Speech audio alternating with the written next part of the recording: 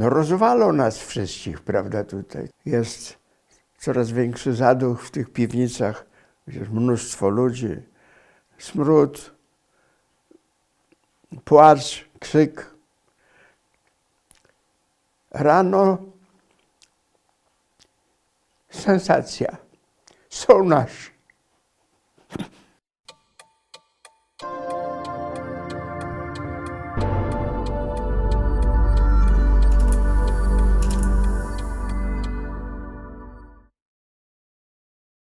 Na kilka dni przed powstaniem, przez Ochotę, wiadomo, główna arteria to była Grójecka. Walą tłumy uciekających Niemców, żołnierzy. Bardzo dużo Rosjan czy Białorusinów, którzy współpracowali z Niemcami i po prostu razem z Niemcami uciekali przed swoimi. Dzień i noc, te tłumy, prawda, uciekających. Patrzymy, a uciekają. To już niedługo. 2-3 dni przed powstaniem nagle ten tłum uciekających skończył się. Nie ma. Nikt nie ucieka. I te instytucje niemieckie działają dalej. Bliziutko ode mnie był kościół Świętego Jakuba na placu Narutowicza. I za kościołem był właśnie wiodący od placu Narutowicza aż do Kaliskiej ogród taki. Tam był ośrodek wychowawczy księży orionistów. To się nosił taką nazwę Antonin. Do tego ośrodka właśnie kilka dni przed powstaniem zjechała grupa niemieckich żołnierzy z dywizji Hermann Göring. Niewielka grupa, to było kilka samochodów i kilkudziesięciu żołnierzy. Przyszła godzina W. Rozległy się strzały, wybuchy blisko nas, bo to od Kaliskiej, co jest przez kilkaset metrów. I zobaczyłem pierwszych powstańców, przebiegających jeszcze ulicą. Oczywiście nie w żadnych mundurach, biało-czerwone opaski, broń w rękach. Wolni jesteśmy.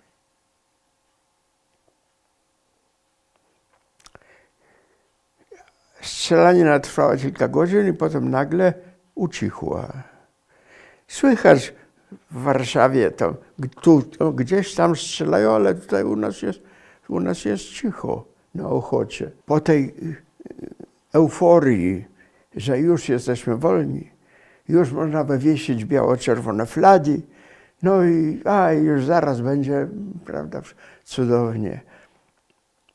To nagle wiadomo, że powstańcy się wycofują. A niedaleko nas, na Brackiej, byliśmy świadkami ulicznych egzekucji, których było w Warszawie w czasie okupacji mnóstwo. Więc jeśli wrócą Niemcy, to rozwalą nas wszystkich, prawda, tutaj. Popłoch, nigdzie nie ma gdzie uciekać. Trzeba siedzieć po prostu i czekać. I tak przesiedzieliśmy w takim strachu, trochę drzemiąc, trochę. Oczywiście jest coraz większy zaduch w tych piwnicach, gdzie jest mnóstwo ludzi, smród, płacz, krzyk. Rano sensacja. Są nasi.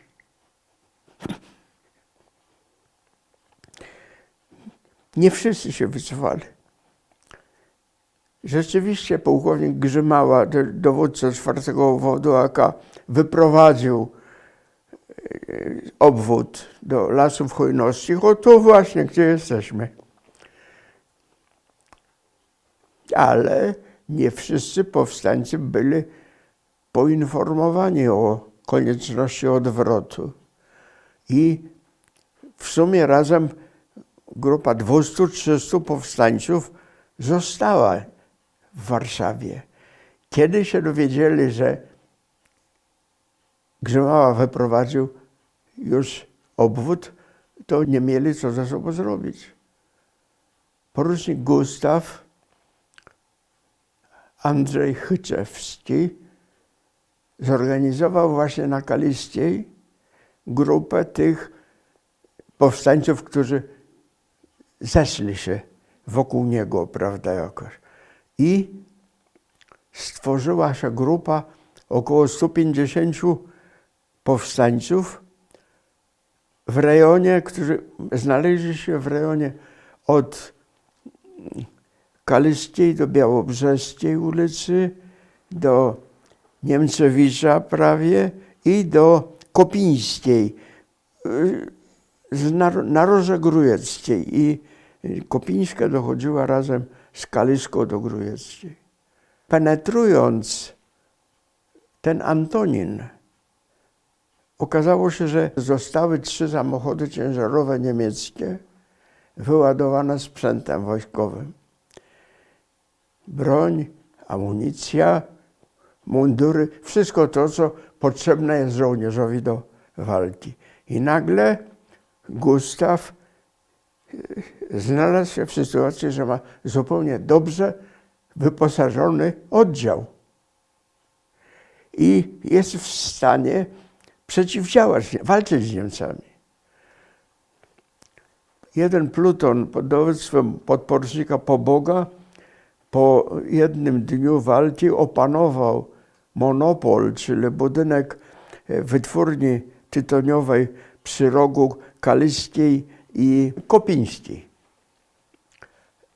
I tam zdobyli jeszcze karabin maszynowy na Niemcach i jednocześnie, co najważniejsze, mając w ręku ten budynek, blokowali kompletnie ruch Niemców na ulicy Grójeckiej. A to była niezwykle dla nich ważna arteria prowadząca przez Warszawę do mostu Poniatowskiego.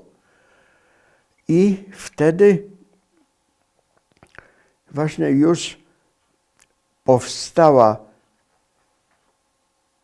dzięki Gustawowi i temu Pobogowi zorganizowana, można powiedzieć, grupa obronna, która przyjęła nazwę, że to jest Reduta Kaliska.